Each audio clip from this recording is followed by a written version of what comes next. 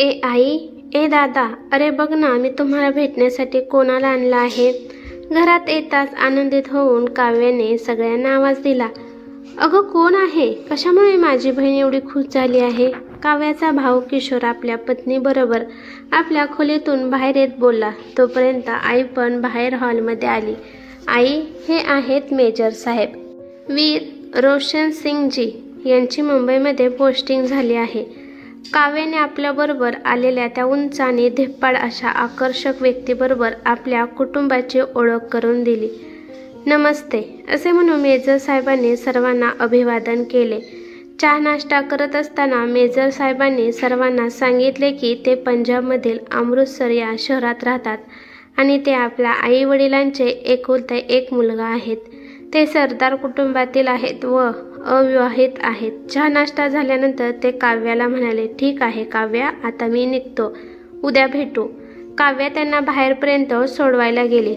2-3 दिवसातच तुला माझ्या आईवडिलांशी भेटवण्याचा प्रयत्न करतो, मेजरने कारमध्ये बसताना सांगितले. काव्या जेव्हा घरात आली तेव्हा तिने तिच्या दादाला, वहिनीला तसेच आईला सुद्धा तिच्याकडे रागाने पाहताना पाहिले. कोण आहेत काव्य ते? आणि आम्हाला त्यांना का भेटवले आहे? काय अर्थ होतो याचा? तिची वहिनी मुद्दाम खोचकपणे बोलली. आई, ते भारतीय सेनेमध्ये अधिकारी आहेत. वयाने माझ्यापेक्षा 10 वर्षांनी मोठे आहेत आणि मला त्यांच्याशी लग्न करायचं आहे, म्हणून मी तुम्हा सर्वांना त्यांना भेटण्यासाठी आणलं होतं. एका दमात हे सर्व बोलून काव्या आपल्या रूममध्ये निघून गेली. काव्याचे असे बोलणे ऐकल्यानंतर घरात सर्वांना धक्काच बसला. सगळेजण हैराण झाले. एकमेकांकडे पाहून म्हणू लागले, डोकं खराब झालं आहे का या मुलीचं? आता या वयात लग्न करणार आहे ही, ते पण अशा परजातीतील मुलाशी? आपले तर समाजात नाकच कापले जाईल. आई डोक्याला हात लावून बोलली. तेव्हा किशोर म्हणाला, येऊ दे तिला बाहेर, मी बोलतो तिच्याशी. तिची वहिनी अमृता थोडीच गप्प बसणार होती. ती सुद्धा म्हणाली, काव्याचे तर खरोखरच डोकं फिरलं आहे. लग्न, ते पण एवढ्या मोठ्या वयाच्या माणसाशी? वहिनी, काय वाईट करायला लागले आहे मी? या संसारात तर सगळेच लग्न करतात. तुम्ही सुद्धा लग्न करूनच या घरात आलेले आहात आणि वयामुळे काय फरक पडतो? माझे तरी वय कुठे लहान आहे. खोलीतून बाहेर येत काव्या म्हणाली, चांगले जीवन जगत आहेत तू काव्या, कशाला त्यात आग लावतेस? एकतर तो दुसऱ्या जातीचा मुलगा, त्यातही तुझ्याहून 10 वर्षांनी मोठा, ना रंग रूपाने सुंदर. काय पाहिलं आहे असं तू त्याच्यात, म्हणून तू त्याच्याशी लग्न करण्याचा विचार करत आहे? तुझ्या पुढे तो काहीच नाही ग काव्या. आईने तिला समजवण्याचा प्रयत्न केला. ठीक आहे, नाही, माझे आतापर्यंतचे सगळे आयुष्य तुमच्या म्हणण्याप्रमाणेच गेले आहे. आता तरी मला माझ्या मनासारखे करू द्या ना. असे बोलून काव्या आंघोळीसाठी गेली. त्या दिवसापासून घरातले वातावरण बिघडून गेले होते. सकाळी उठल्यानंतर तिच्याशी कोणीही बोलले नाही.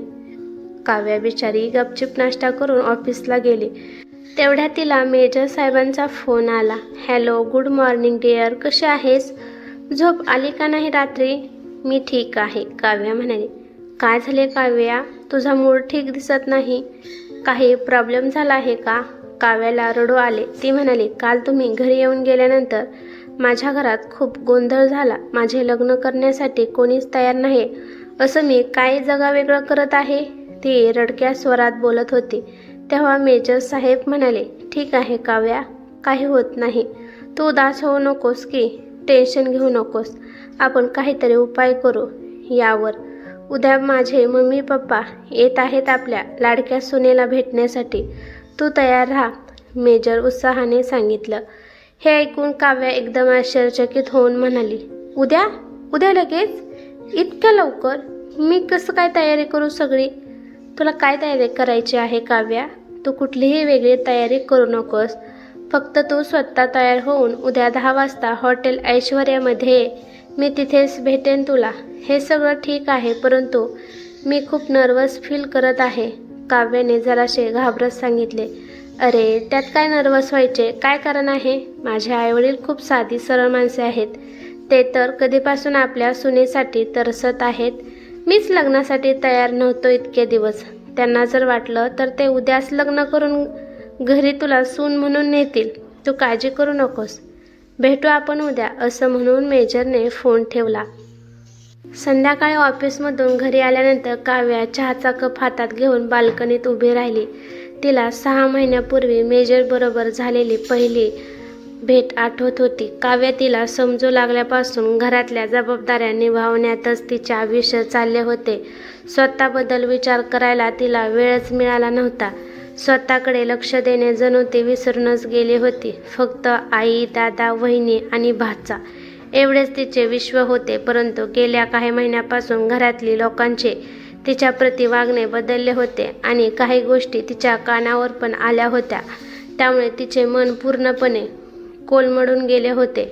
तिच्या लक्षात आले होते, घरात सगळेजण आपापल्या जीवनात खुश आहेत. घरात सगळ्यांना फक्त तिच्या पैशाशी मतलब होता. तिच्याविषयी कुणाला काहीच वाटत नव्हतं. जेव्हा मावशीने तिच्या आईशी तिच्या लग्नाविषयी बोलणे केले होते तेव्हा काव्याच्या मनाची तडफड झाली होती. कारण आई तिच्या मावशीला म्हणाली होती की जर काव्याचे लग्न झाले तर आमचे जीवन नरक होऊन जाईल. किशोरच्या नोकरीचं काही खरं नाही. त्याची नोकरी सारखी बदलत राहते. कधी तो नोकरीला असतो तर कधी घरीच असतो. काव्याचे जर लग्न झाले तर लग्नानंतर तिच्या सासरची लोक तिला माहेरी मदत करून देणार नाहीत. आईचे असे बोलणे ऐकून काव्याच्या तर पायाखालची जमीनच सरकली होती. त्यामुळे तिने खूप विचार करून एक निर्णय घेतला होता. एके दिवशी मेट्रोमधून ऑफिसला जात असताना तिची बालमैत्रीण सायली भेटली होती. काव्याच्या जीवनाची अशी कहाणी ऐकून तिची मैत्रीण तिला रागवली होती. तू अजूनही घरात सगळ्यांना सांभाळत बसली आहेस. काका जिवंत होते तेव्हा तू कमवत होती आणि त्यांच्या जाण्यानंतर मात्र तू त्या घरातील सोन्याचं अंड देणारी कोंबडी बनली आहेस. त्यामुळे तुझे घरचे तुझे लग्न होऊ देत नाहीत. मी तुझं आता काही ऐकणार नाही. तू फक्त माझ्याबरोबर चल, असे म्हणून सायलीने काव्याला तिच्या ओळखीच्या एका मॅरेज ब्युरोमध्ये नेले आणि तिथे नेऊन काव्याची नाव नोंदणी केली. मॅरेज ब्युरोमध्ये नाव नोंदल्यानंतर 1 महिन्यानंतर तेथून काव्याला फोन आला व त्यानंतर तिची मेजर साहेबांशी पहिली मुलाखत झाली. मेजर साहेब काव्याला पहिल्या भेटीतच आवडले होते. काहीही संकोच न करता मेजर साहेबांनी काव्याला स्पष्टपणे सांगितले होते की ते 42 वर्षाचे आहेत म्हणून. परंतु त्यांनी अजूनपर्यंत लग्न केले नव्हते. कारण की त्यांची अशी आर्मीमधील नोकरी होती. त्यांची पोस्टिंग नेहमी बदलत असे आणि ते आपल्या कुटुंबाला बरोबर घेऊन जाऊ शकत नव्हते. या नोकरीमध्ये सुट्टी पण कमी मिळते. फक्त आईवडिलांची देखभाल करण्यासाठी एखाद्या मुलीशी लग्न करून तिला असे सासरी सोडणे त्यांना पसंत नव्हते. आता त्यांची पोस्टिंग मुंबईमध्ये आहे आणि आता ते आपल्या कुटुंबाला जवळ ठेवू शकतात म्हणून त्यांनी आता लग्नाचा निर्णय घेतला होता. काव्याच्या बाबतीत सगळं जाणून घेतल्यानंतर ते म्हणले होते, अशी कुटुंबाप्रती जबाबदार असलेल्या मुलीवर कोण लग्न करण्यासाठी तयार होणार नाही. तुला माझ्या घरी नेऊन मी व माझे आईवडील स्वतःला धन्य समजेल. मेजर साहेबांची भेट झाल्यानंतर काव्याने तेथूनच सायलीला सर्व काही सांगितले. तेव्हा सायलीला खूप आनंद झाला आणि ती म्हणाली, आता उशीर करू नकोस. जरी मेजर साहेब तुझ्यापेक्षा 10 वर्षांनी मोठे असले आणि त्यांची संस्कृती जात जरी वेगळी असली तरी होकार दे, कारण त्यामुळे काहीच फरक पडत नाही. तुम्ही दोघं समजूतदार आहात. तू तुझं सगळं वैभव लुटलं तरी तू तुझ्या कुटुंबाची सखी होऊ शकत नाही. ते फक्त त्यांचं मतलब काढत आहेत. त्यामुळे तू आता लग्न करून स्वतःचा संसार थाट, आपली जिंदगी जग. मेजर साहेबांशी 1-2 वेळा भेटल्यानंतर तिच्या लक्षात आले की खरंच आपल्या जोडीदाराबरोबर लग्न करून राहण्यामध्ये खूप आनंद आहे. स्वतःला आतून मजबूत करून व लग्न करण्याचे निश्चय करूनच तिने मेजर साहेबांची आपल्या कुटुंबाशी भेट घडवून दिली होती. दुसऱ्या दिवशी काव्या मस्तपैकी शिफॉनची गुलाबी रंगाची साडी नेसून त्यावर मोत्याचा सेट घालून घरातून निघाली. तेव्हा तिची आई व वहिनी तिच्याकडे तिला खायला उठल्याप्रमाणे बघू लागल्या. ती हॉटेल ऐश्वर्यामध्ये पोहोचली होती. हॉटेल ऐश्वर्याचा रूम नंबर 501चं बेल बटन दाबताना तिच्या हृदयात धडधड होत होती. तिला वाटत होते की ती जीवनातील खूप अवघड आणि महत्त्वाची परीक्षा देण्यात चालली आहे. दरवाजा उघडला तेव्हा समोर मेजर साहेबच उभे होते. मेजर साहेबांनी तिला हात पकडून आतमध्ये नेले. काव्याला पाहताच मेजर साहेबांचे आई वडील उभे राहिले. काव्याने त्यांना नमस्कार केला. मेजर साहेबाच्या आईने तिला गळ्याशी लावले आणि म्हणाली, देवाचे खूप खूप आभार आहेत. देवाने आम्हाला इतकी गोड प्रेमळ मुलगी सुनेच्या रूपाने दिली. हा दिवस पाहण्यासाठी माझे डोळे कितीतरी दिवस तरसत होते. बस बाळा, आरामशीरपणे बस. मेजर साहेबांचे वडील तिच्या डोक्यावरून हात फिरवत म्हणाले. काव्या जराशी लाजून समोरच्या सोफ्यावर बसली. मुली, आम्ही तुला काही विचारणार नाही आहोत. तुझ्याबद्दल आम्हाला रोशन सिंगने सगळं सांगितलं आहे. आम्हाला फक्त तुला एकदा पाहायचे होते. आज संध्याकाळी आपण तुझ्या कुटुंबाला भेटून तुमच्या लग्नाची तारीख पक्की करून टाकूयात. संध्याकाळी आम्ही तुझ्या घरी येतो. मेजर साहेबांच्या वडिलांनी असे म्हटल्यावर काव्या आपली नजर झुकवत लाजून म्हणाली, ठीक आहे, जसे तुम्ही म्हणाल तसे. हलका फुलका नाश्ता झाल्यानंतर काव्या घरी आली. घरी आल्यानंतर फ्रेश होऊन चहा पिता पिता ती घरच्यांना गंभीर स्वरात म्हणाली, आई आणि दादा, हे बघा, मी काय सांगते ते ऐका. आज संध्याकाळी मेजर साहेबांचे आई वडील माझ्या लग्नाचे पक्के करण्यासाठी आपल्या घरी येणार आहेत. लग्न? कसले लग्न? आम्हाला हे लग्न मंजूर नाही आहे काव्या. आम्ही कुठल्या लग्नामध्ये सामील होणार नाहीत. आम्ही असे परजातीत तुझे लग्न करून देणार नाही. आम्हाला हे मान्य नाही. भाऊ अगदी कठोरपणे तिला बोलत होता. परंतु मी निश्चय केले आहे की दादा, मी लग्न मेजर साहेबांशीच करणार आहे, काव्या निर्भीडपणे म्हणाली. तेव्हा भाऊ तिच्यावर रागाने ओरडला, तू इतक्या वर्षाची आपल्या बाबांची इज्जत अशीच मातीत घालवणार नाही का? काव्या, आई काहीतरी बोलतो, तू का अशी गप्प बसली आहेस? या दोघांचे बोलणे शांतपणे ऐकत बसलेली आई म्हणाली, मी काय बोलू किशोर? जर काव्याला काही समजतच नसेल तर मी काय बोलू? काय समजत नाही आई मला? लग्नच तर करत आहे ना मी, दुसरं वाईट काम तर करत नाही, काव्या रडक्या स्वरात म्हणाली. तेवढ्या तिची वहिनी म्हणाली, नणंदबाई, तुम्ही तर बुढी घोडी लाल लगामसारखं करत आहात. लग्न आणि छी, ते पण या वयात? वहिनीने पण आपली औकात दाखवली. का वहिनी? आतापर्यंत तुम्हाला महागड्या साड्या, ड्रेसेस, दागिने आणत होते. तोपर्यंत तर मला प्रेमळ नणंद आणि बहीण म्हणता थकत नव्हता तुम्ही, आणि आज मला म्हातारी घोडी म्हणताय काय? खरं तर तुम्हा कोणालाच माझे लग्न व्हावे अशी इच्छा नाही, कारण मी तुमच्यासाठी एक कमावणारी, सोन्याचा अंड देणारी कोंबडीच आहे ना. माझ्या कमाईवर तुम्ही लोक आपले शौक पूर्ण करत आहात. तुम्ही सगळे स्वतःच्या दुनियेमध्ये मग्न आहात, खुश आहात, परंतु तुम्ही कधी माझा विचार केला आहे का? हे बघ काव्या, तू तुझ्या सीमा ओलांडायला लागली आहेस. त्या मेजरने तुझे डोके खराब केले आहे वाटते. आई रागाने बोलली, नाही आई, माझं डोकं इतके दिवस खराब झालं होतं, परंतु आता ठिकाणावर आलं आहे. जेव्हा मावशी तुझ्याशी माझ्या लग्नाबद्दल बोलण्यास आली होती तेव्हा तूच तिला म्हणाली होतीस की काव्याचे लग्न केले तर आम्हा लोकांचे कसे होणार? तिच्यामुळेच तर हे घर चालत आहे. त्यामुळे तुम्ही माझे लग्न होऊ देण्याचा विचार कधी केलाच नाही. आता बास कर छोटी, खूप बोलत आहेस तू. आता या वयात लग्न बिग्न करण्याचे स्वप्न पाहणे सोडून दे. सुखाने नोकरी कर आणि आतापर्यंत राहत आले आहे तसं सगळ्यांबरोबर राहा. किशोर थोडा नम्र होत काव्याला म्हणाला. तेव्हा काव्या म्हणाली, दादा, तुला आठवतंय ना, तू आणि वहिनी नवीन सिनेमा आला की नेहमी पहिल्या शोला तुम्ही जात असता. मागच्या वेळेला जेव्हा तुम्ही असे सिनेमा बघून आला होता तेव्हा माझ्या लग्नाबद्दल वहिनीशी तू बोलत होताच. तेव्हा वहिनी म्हणाली होती की जर का काव्याचे लग्न झाले तर आपले खर्च कसे भागतील, त्यामुळे जसं चालले आहे तसंच चालू राहू द्या.